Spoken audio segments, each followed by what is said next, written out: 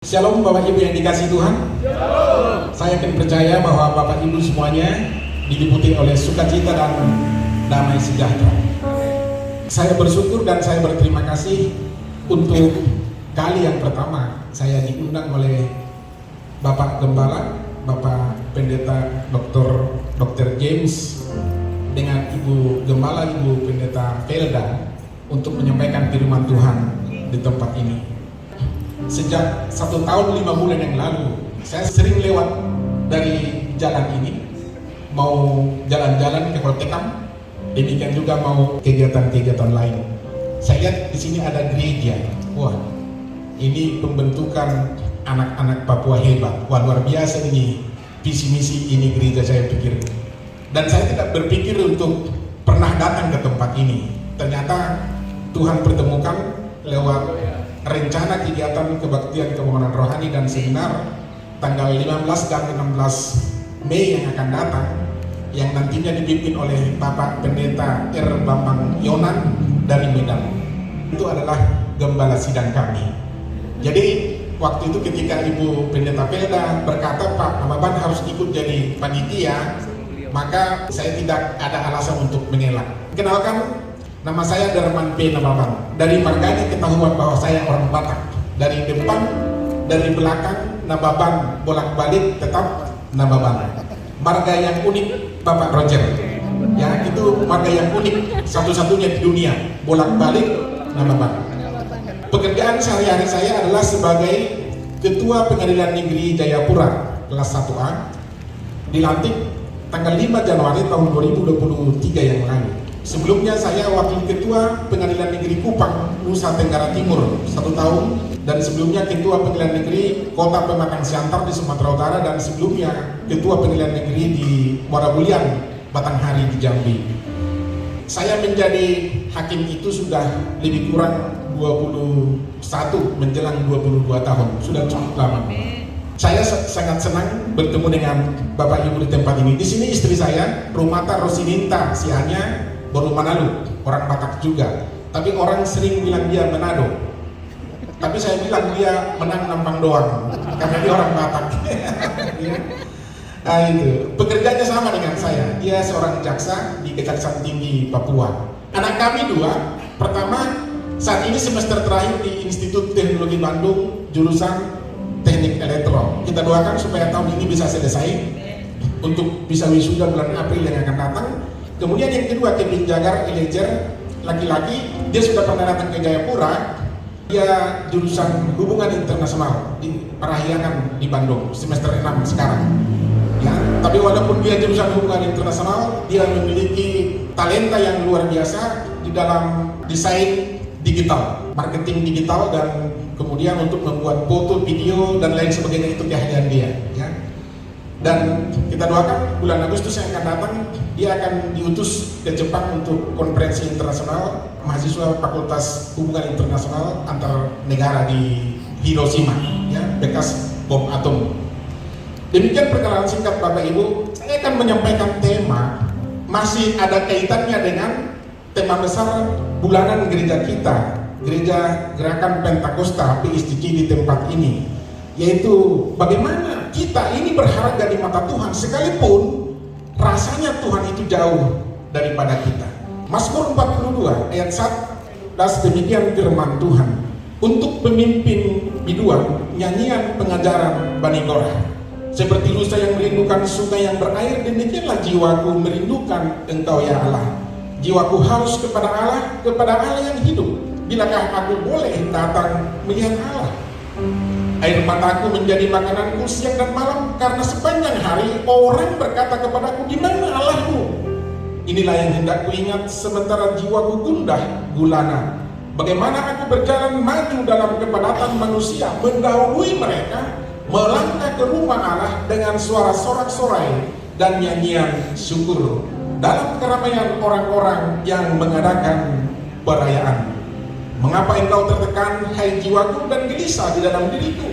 Berharaplah kepada Allah, sebab aku akan bersyukur lagi kepadanya, penolongku dan Allahku.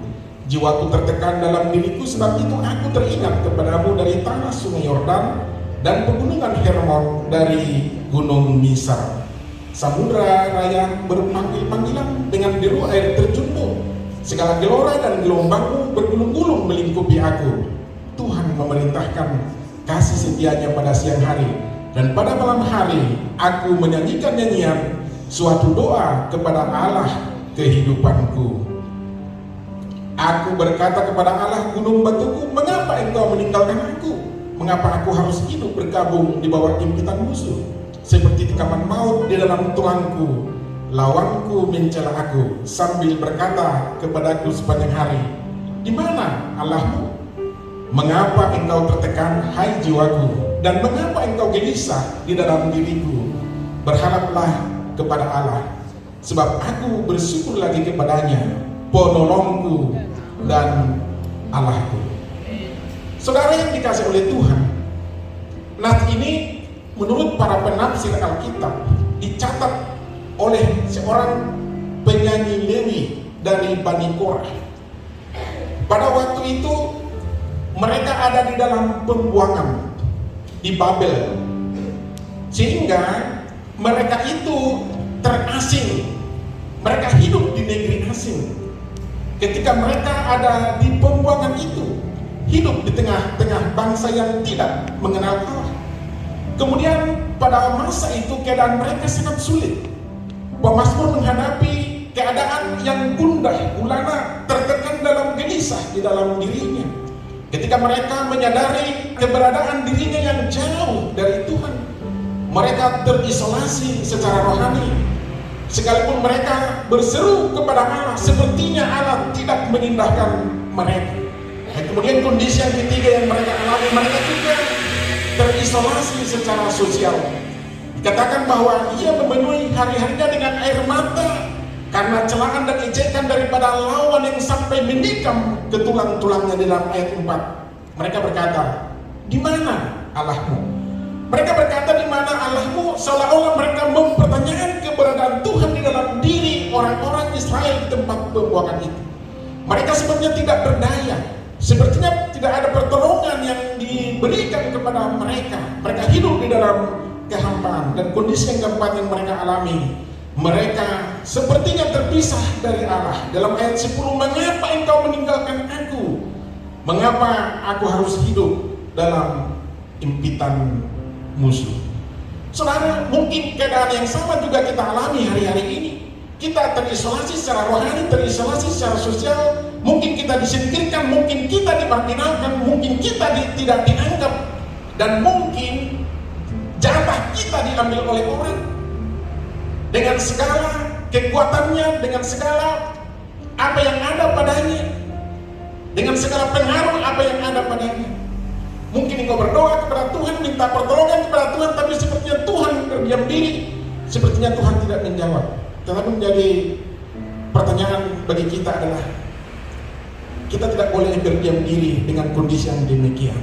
Apa yang dilakukan oleh pemazmur ketika kondisi itu dalam kehidupannya?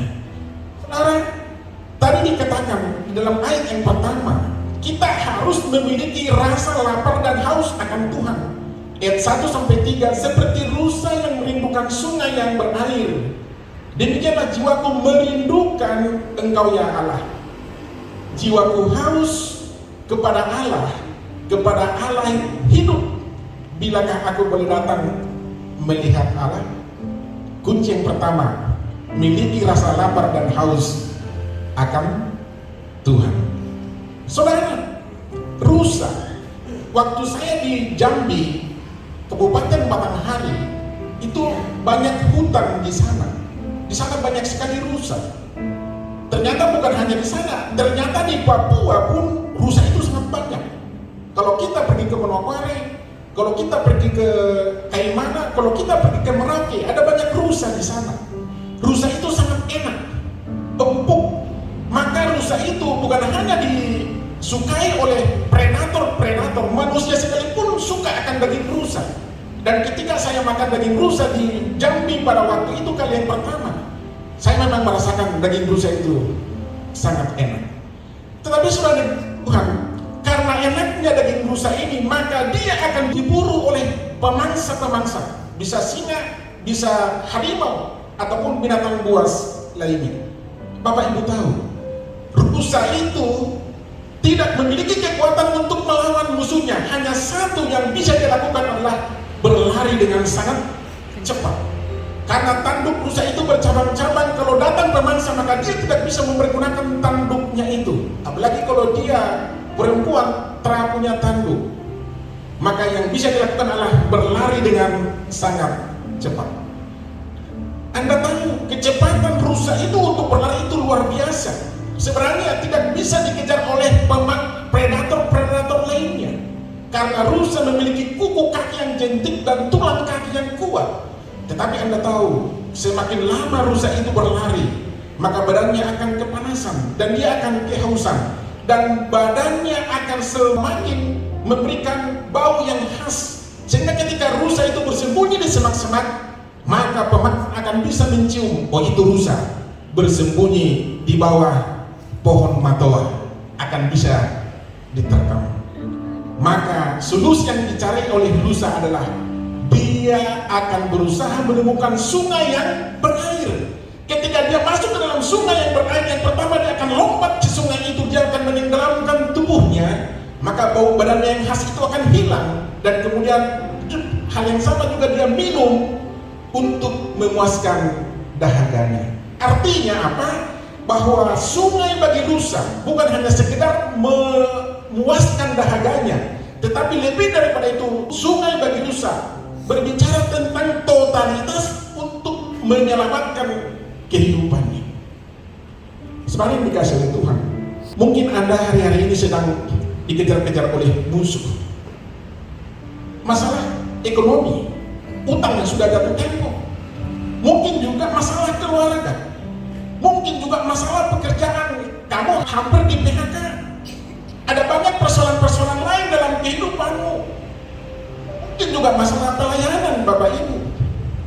Hubungan antara anak dengan orang tua, hubungan antara saudara dengan saudara tidak kondusif. Kamu dikejar-kejar oleh masalah. Saudara, saya mau katakan kepada Anda, berlarilah kepada sungai kehidupan, yaitu firman Tuhan. Tenggelamkanlah dirimu dalam firman Tuhan itu, maka firman itu akan memberikan kelegaan. Firman itu akan memberikan kehidupan. Firman itu akan melepaskan engkau. Berikan kemuliaan bagi Tuhan. Saudara, yang kedua adalah kita harus fokus kepada Tuhan. Pasal 42 ayat 5. Inilah yang hendak ku ingat sementara jiwaku gundah gulana. Bagaimana aku berjalan maju dalam kepadatan manusia mendahului mereka melangkah ke rumah Allah, dan suara sorak sorai dan nyanyian syukur dalam keramaian orang-orang yang mengadakan perayaan. Pemazmur ini fokus kepada Tuhan, teringat bagaimana dia dahulu melayani Tuhan dengan suara sorak-sorai. Seperti tadi para pemain singer, demikian juga para penari di depan ini, mereka dengan suara sorak-sorai memuji-muji Tuhan. Dia teringat bagaimana dahulu ketika dia ada di Yerusalem, mereka memuji-muji Tuhan, fokus kepada Tuhan. Saudara, kalau Anda menghadapi masalah, kalau Anda sepertinya ada di dalam kehampaan, kalau sepertinya Anda merasa jauh daripada Tuhan, ingatlah bagaimana dahulu engkau kasihmu yang semula kepada Tuhan. Bagaimana dahulu kamu mencintai Tuhan ketika kau bertobat menerima Yesus sebagai Tuhan dan Raja dalam kehidupanmu. Sekalipun gerimis, sekalipun hujan, ibadah engkau tidak pernah tinggalkan. Sekalipun ada acara-acara keluarga itu, engkau sanggup meninggalkannya. Yang penting datang beribadah kepada Tuhan, melompat-lompat di hadapan Tuhan. Ingatlah dan fokuslah kepada Tuhan, memuji Tuhan. Ibrani 12 ayat 2. Marilah kita melakukannya dengan mata yang tertuju kepada Yesus, yang memimpin kita dalam iman dan yang membawa iman kita itu kepada kesempurnaan, yang dengan mengabaikan kehinaan tekun memikul salib, ganti sukacita yang disediakan bagi kita. Jadi mata kita harus tertuju kepada Yesus. Yesus Yesus tekun memikul salib, yang dia adalah rupa Allah, tetapi yang dia adalah Allah mengambil rupa seorang manusia dan menjadi sama dengan manusia. Dan dalam keadaannya sebagai manusia, dia taat menderita dan bahkan sampai mati di kayu salib. Oleh karena itu, maka Bapa mengaruniakannya nama di atas segala nama, sehingga setiap lutut bertelut dan setiap lidah mengaku bahwa Yesus adalah Tuhan. Kita harus fokus kepada Allah, bukan fokus kepada masalah yang kita terima. Karena firman Tuhan dalam Yeremia 29 ayat 11, sebab aku ini mengetahui rancangan-rancangan apa yang ada padaku mengenai kamu. Demikianlah firman Tuhan, yaitu rancangan damai sejahtera, bukan rancangan kecelakaan, untuk memberikan kepadamu masa depan yang penuh dengan pengharapan. Rancangan Tuhan dalam kehidupan kita adalah rancangan damai sejahtera, bukan kecelakaan, bukan kebangkrutan, bukan kemiskinan, tapi damai sejahtera. Anak-anak Papua, dengar baik-baik, rancangan Tuhan dalam kehidupanmu adalah rancangan damai sejahtera, untuk memberikan masa depan yang penuh dengan pengharapan. Engkau akan menjadi seorang pemimpin, engkau menjadi seorang leader, engkau menjadi bupati, wali kota, menjadi ketua pengadilan, menjadi kepala kejaksaan, menjadi gubernur, menjadi menteri. Itu janji Tuhan dalam kehidupanmu. Sekalipun engkau tidak melihat kondisi itu hari-hari ini, sekalipun engkau melihat bahwa orang tuamu masih susah, sekalipun engkau masih melihat orang tuamu masih mabuk-mabukan di jalan, tapi ingat, rancangan Tuhan dalam kehidupanmu adalah rancangan damai sejahtera. Mengapa Bapak Roger dengan Ibu misionaris datang ke tanah Papua, datang ke Wamena?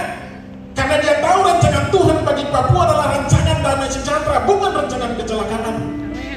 Dia mau menyinsapkan bagaimana orang-orang ini datang kepada Tuhan, menyerahkan seluruh aspek dan totalitas kehidupannya kepada Tuhan, untuk hidupnya menjadi berkat bukan hanya orang Papua, tapi hidupnya menjadi berkat bagi bangsa-bangsa. Berikan kemuliaan bagi Tuhan. Yakini, percaya itu, yakini itu, kehidupanmu akan menjadi berkat bagi bangsa-bangsa, bukan hanya bagi orang Papua, bukan hanya bagi orang Indonesia. Itu panggilan Tuhan dalam kehidupan. Sama juga kami dulu orang Batak. Kalau dulu tidak datang orang-orang Amerika untuk memberitakan Injil, ketika datang ke Tarutung pada waktu itu dua orang misionaris pada waktu itu, Anda tahu, mereka dibunuh oleh orang Batak. Bukan hanya dibunuh, dagingnya pun dimakan oleh orang-orang Batak. Anda tahu, ketika itu terjadi kemiskinan, terjadi kemelaratan di daerah kami di Tarutung pada waktu itu. Kemudian Tuhan mengutus nomensen dari Jerman. Dia pelajari budaya Batak pada waktu itu, dia pelajari bahasa Batak, dan akhirnya semua orang-orang Batak datang kepada Tuhan. Dibangun sekolah seperti yang dibangun oleh Bapak Gembala kita di tempat ini dengan Ibu, dibangun sekolah, dibangun rumah sakit. Orang-orang Batak bukan hanya menjadi berkat bagi sukunya saja, yang dahulunya hidup dalam penyembahan berhala, yang dahulunya hidup dalam peperangan antar suku, antar golongan, mereka boleh menjadi berkat. Kalau tidak, saya tidak mungkin datang menjadi ketua pengadilan di Papua ini. Ibu saya datang di sini karena ada orang dari Amerika, misionaris yang martir dibunuh di tanah Batak, karena datang memensa dengan seluruh tim untuk mengajak nenek moyang kami percaya kepada Tuhan. Anda juga ada di tempat ini. Perhatikan, rancangan Tuhan dalam kehidupanmu adalah rancangan sukacita dan damai sejahtera. Saudara, ada sebuah kisah Corrie ten Boom. Corrie ten Boom ini adalah seorang warga negara Belanda pada masa itu Perang Dunia Kedua. Kemudian Corrie ten Boom ini, ayahnya seorang saudagar arloji, sering mengadakan hubungan bisnis dengan orang-orang Israel dan Yahudi. Anda tahu pada masa itu hampir semua Eropa dikuasai oleh Jerman. melalui kebijakan Nazi pada waktu itu. Dan semua orang-orang Yahudi yang bisa ditangkap dan dimasukkan ke dalam kamp konsentrasi. Anda tahu, ayah dari Corrie ten Boom ini berusaha menyembunyikan sebanyak mungkin orang-orang Yahudi yang ada di Belanda. Tapi pada akhirnya polisi rahasia Jerman mengetahui itu, sehingga ayah Corrie ten Boom, saudaranya juga, dan termasuk Corrie ten Boom sendiri diboyong dan dimasukkan ke dalam kamp konsentrasi. Anda tahu, lebih kurang 6 juta orang Israel mati di dalam kamp konsentrasi. Tetapi apakah Corrie ten Boom ini berdiam diri? Pada waktu itu dia melihat ayahnya mati, dia melihat juga saudaranya mati mengenaskan. Apakah dia berpangku tangan? Tidak. Dia menjumpai satu sel ke sel yang lain, dan kemudian dia menyaksikan kasih kemurahan Tuhan. Apa yang dia katakan kepada orang-orang Israel, penghuni sel tahanan pada waktu itu? Dia berkata seperti ini: jika Anda memandang dunia, maka Anda akan menderita. Jika Anda memandang diri sendiri, maka Anda akan tertekan. Tetapi jika Anda memandang Kristus, maka Anda akan tenang. Yang pertama, pandang dunia, menderita. Karena dunia ini adalah tempat kesusahan. Dunia ini adalah tempat ingkar janji. Dunia ini ada begitu banyak persoalan yang begitu menggerogoti kehidupan kita. Yang kedua, pandang diri sendiri, tertekan. Karena dirimu terasa sanggup, karena engkau terbatas. Tapi ketika engkau memandang kepada Kristus, sekalipun engkau tertekan, sekalipun engkau ada dalam penjara, sekalipun engkau ada dalam kesusahan, engkau akan tenang. Pandang Kristus akan tenang. Saudara, Jerman dikalahkan oleh tentara sekutu dan pasukan Rusia pada waktu itu. Corrie ten Boom masih hidup, keluar dari kamp konsentrasi. Apa yang dilakukan? Maka dia keliling ke Amerika, ke Eropa, ke Asia. Daerah mana yang bisa dia kelilingi? Apa yang dia lakukan? Kebaktian kebangunan rohani. Suatu ketika dia KKR di kota Ravensbrück, Jerman, di mana dia pernah ditahan. Selesai khotbah, biasanya pengkhotbah disalami oleh jemaat, tetapi di akhir iring-iringan itu ada seorang orang tua yang menghampiri dia.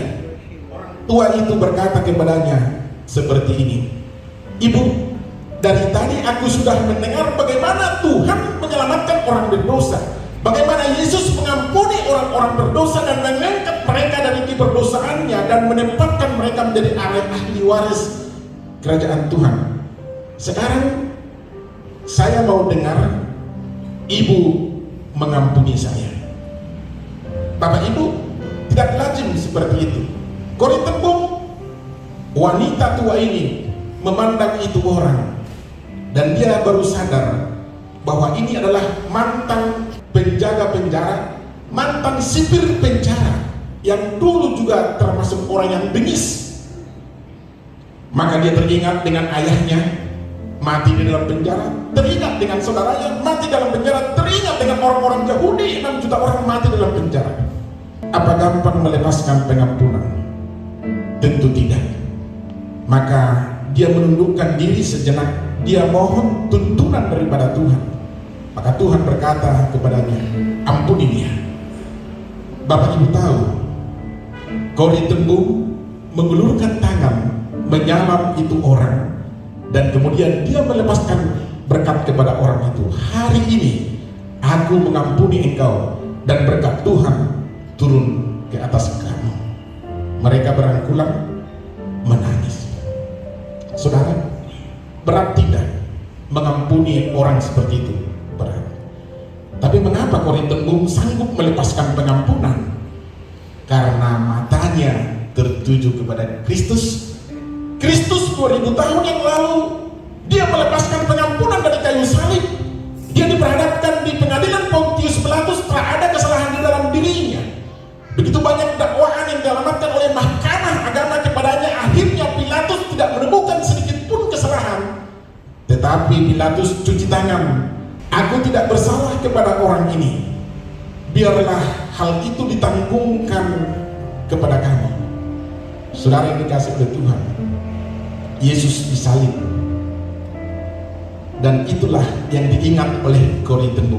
Mungkin engkau dijolimi oleh tetanggamu, mungkin engkau dijolimi orang tuamu, mungkin engkau istri dijolimi oleh suamimu, atau siapapun itu juga. Ingatlah kepada Tuhan, fokuslah kepada Tuhan. Amin. Tuhan sudah melepaskan pengampunan, engkau pun harus melepaskan pengampunan. Kalau kamu sanggup melepaskan pengampunan, berkat Tuhan akan turun ke atas kamu, ke anak-anakmu dan ke cucu-cucumu, akan turun ke kotamu, akan turun ke bangsamu, berikan kemuliaan bagi Tuhan kita. Kemudian yang ketiga, menundukkan pikiran dan perasaan kepada Tuhan. Pasal 42 ayat 6, 43 ayat 5. Mengapa engkau tertekan, hai jiwaku, dan gelisah di dalam diriku? Berharaplah kepada Allah, sebab aku akan bersyukur lagi kepadanya, penolongku dan Allahku. Kita harus menundukkan diri kepada kehendak Tuhan. Kita harus berharap kepada Allah, sebab Dia adalah penolong kita. Yang menjadi pertanyaan selanjutnya, mengapa sepertinya Allah menyembunyikan diri terhadap pemazmur, dan mungkin juga sepertinya menyembunyikan diri terhadap Anda? Dulu pun hal yang sama. Ketika Yesus disalib, maka pembenci Yesus pada waktu itu, mereka berpikir bahwa mereka sudah menang. Tetapi terbalik, salib itu adalah kemenangan.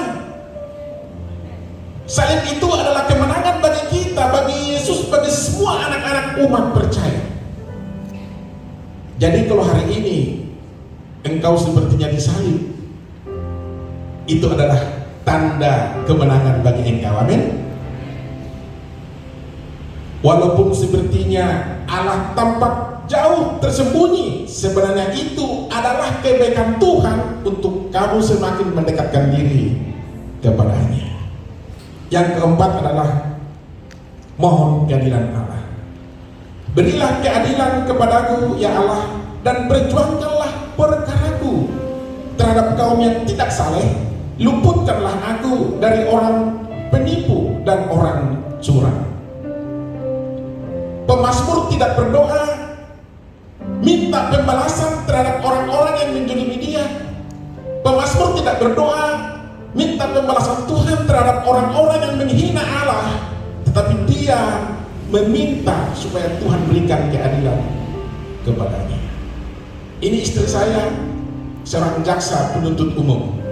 Dia karena jabatannya, dia akan menuntut setiap orang yang diajukan di sidang bahwa orang itu bersalah melakukan tindak pidana. Tetapi hakim akan memberikan keadilan.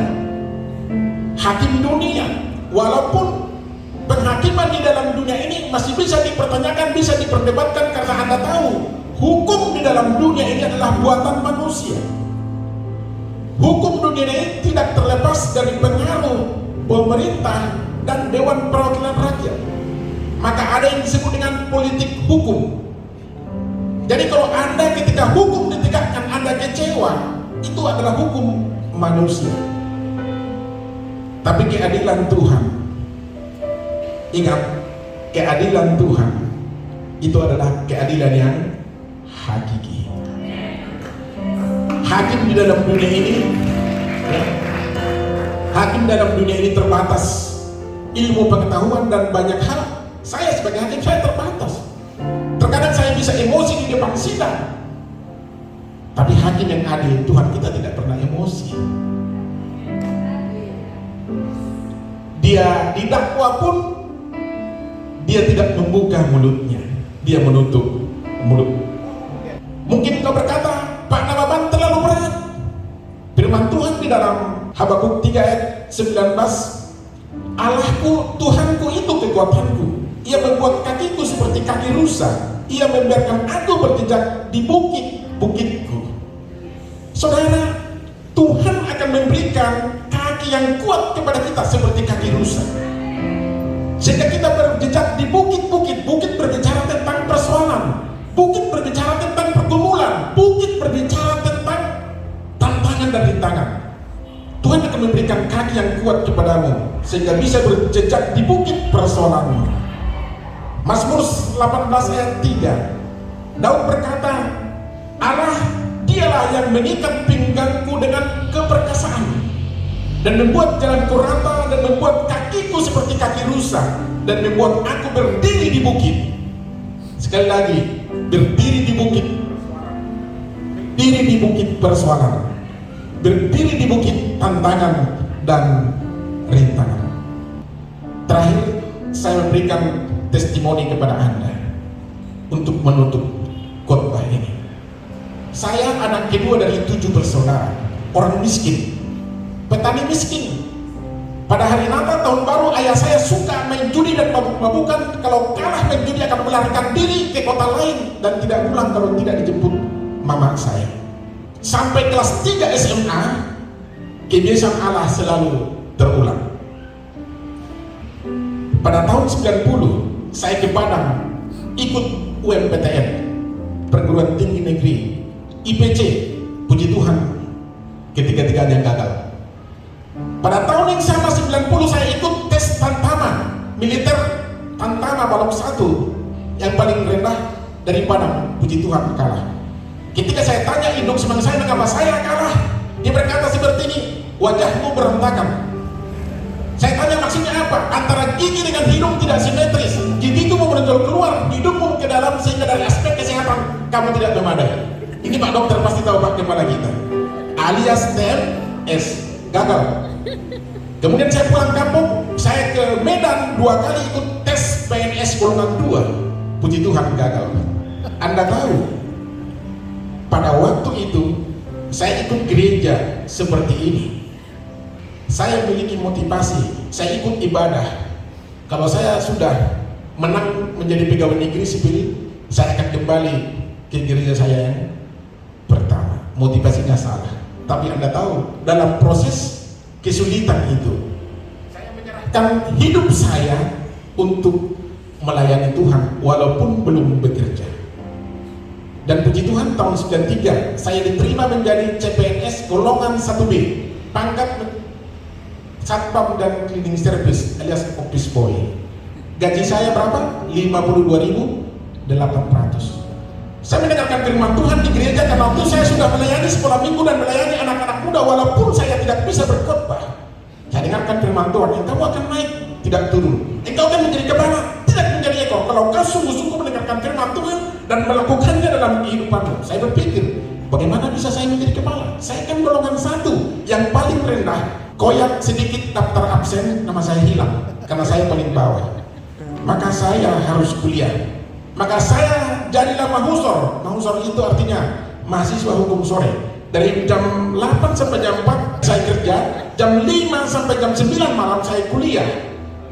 Pulang kuliah saya jaga malam di kantor. Puji Tuhan, 98 saya tamat S1 sarjana hukum.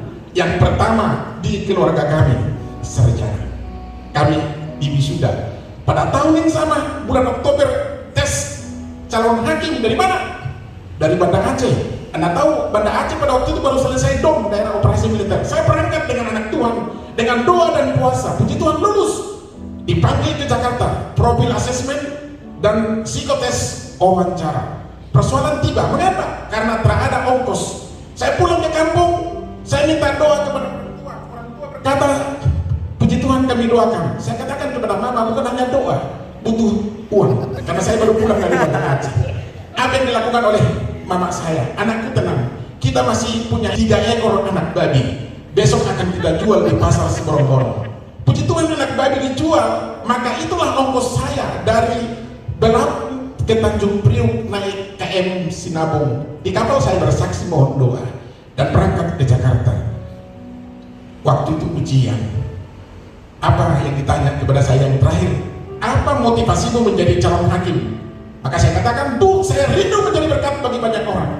Dia sudah tua, dia seorang psikolog Dia heran, dia bertanya, maksud Anda menjadi berkat apa? Saya katakan, Bu, kalau saya diterima menjadi calon hakim, kalau diperhadapkan terdakwa kepada saya tidak hanya menghukum dia. Yang pertama, saya beritahukan mengapa dia salah. Yang kedua, saya beritahukan untuk dia tidak kembali ke jalan yang salah.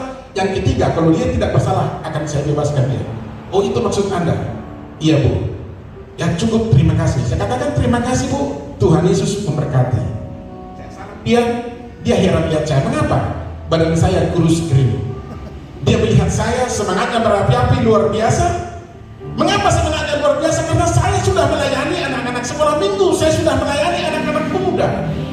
Saudara yang dikasih oleh Tuhan, dia heran dalam pikirannya seperti ini. Anak ini kurus kering, bahasanya pun bahasa BTL, batak tembak langsung.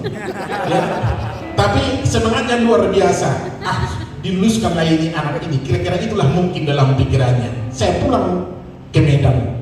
Atasan saya tidak pernah mendukung saya kuliah, mempersulit saya, tidak memberikan izin kuliah. Dia bertanya kepada saya, "Nah, Bapak, bagaimana hasil ujiannya?" Saya katakan, "Pak, puji Tuhan lulus." Kemudian dia bertanya, "Emang sudah pengumuman?" "Belum, Pak." "Dari mana Anda tahu lulus?" "Saya yakin dilulus, Pak." Baru yang kedua dia bertanya seperti cara dunia untuk membelokkan iman percaya kita. "Dari mana uangmu?" Karena dia berpikir semua urusan mesti uang tunai. Sumut Sumatera Utara, sumut. Semua urusan mesti uang tunai. Maka saya katakan, kalau orang lain siapkan 100, saya 200. Kalau orang siapkan 200, saya 400. Dia berkata, "Dari mana uangmu?" Saya katakan, "Dari surga." Bukankah bumi ini adalah pijakan kaki Tuhan? Di bumi ini ada emas, ada permata, segala sesuatu tersedia di bumi ini, mineral-mineral berharga. Bumi ini pijakan kaki Tuhan, Pak. Tuhan yang sediakan. Kemudian saya bertanya balik sama dia, sebenarnya yang bodoh Bapak atau saya? Bapak sudah tahu saya ke Jakarta jual 3 ekor anak babi. Masa Bapak bertanya lagi dari mana uang? Kemudian dia berkata, kesalahan kau, sombong kali kau. Memang mengikut Tuhan itu harus seperti itu.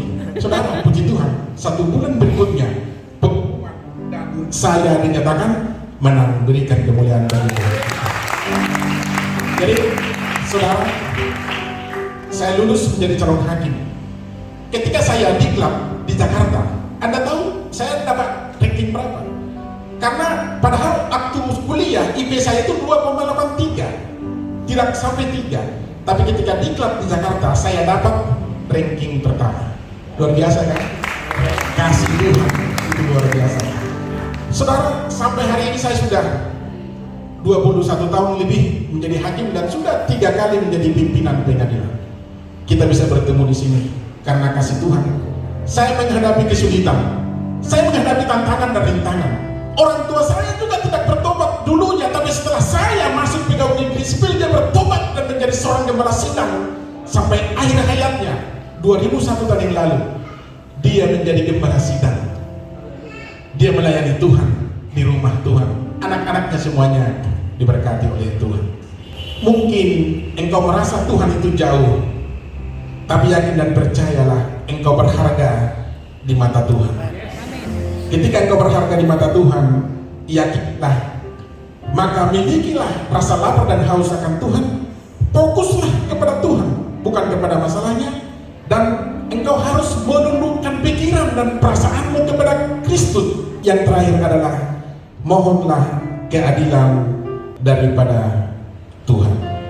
Dan janji Tuhan yang terakhir kepada kita, Matius 5 ayat 6, berbahagialah orang yang lapar dan haus akan kebenaran, karena mereka akan dipuaskan. Tuhanlah yang memuaskan engkau, Tuhanlah yang memuaskan kita, dan berkat Tuhan senantiasa turun atas kehidupan kita. Rumah tanggamu akan diberkati, anak-anakmu akan diberkati, pekerjaanmu akan diberkati, pelayananmu akan diberkati, kotamu akan diberkati, masa depanmu sungguh diberkati. Berikan kemuliaan bagi Tuhan kita. Terima kasih Tuhan Yesus yang baik. Terima kasih.